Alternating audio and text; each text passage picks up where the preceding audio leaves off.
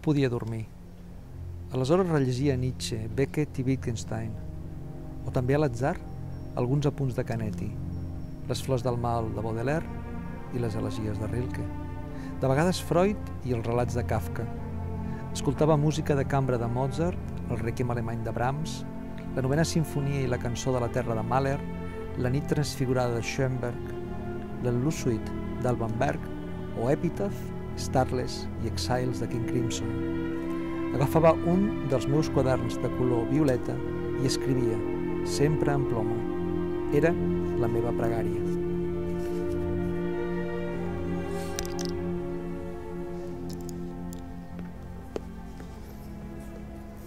L'escriptura és l'essència mateixa del pensament.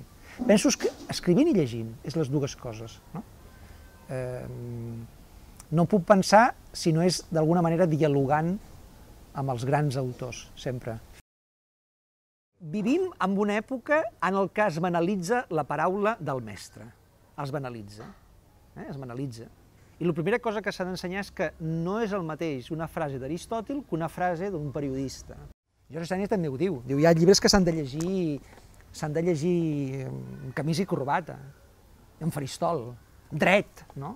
No es poden llegir els llibres de qualsevol manera. És un acte religiós, realment religiós, no? És una relació molt carnal amb l'escriptura, molt corpòrea, molt corpòrea.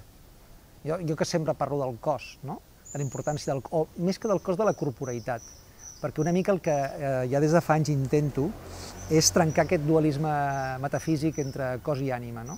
Per això m'agrada més utilitzar la paraula corporeïtat, perquè la corporeïtat és cos i ànima, o és l'esperit encarnat, no? És l'esperit encarnat. I aleshores la relació amb l'escriptura és una manifestació d'aquesta corporeïtat, no? En la que es va escrivint, després hi ha anotacions amb llapis, correccions, tatxo coses. És també una manera d'aclarir-me jo mateix amb el que vull dir, perquè moltes vegades tampoc ho tinc clar fins que no ho escric. Realment l'autèntica lectura, si és lectura, comença al final,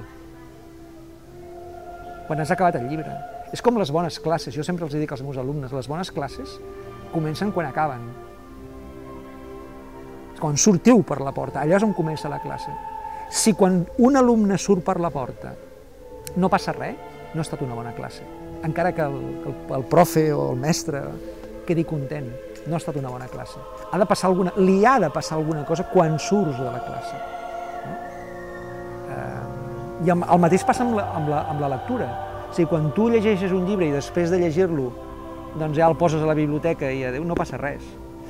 La lectura et transforma. Si no et transforma, no hi ha lectura.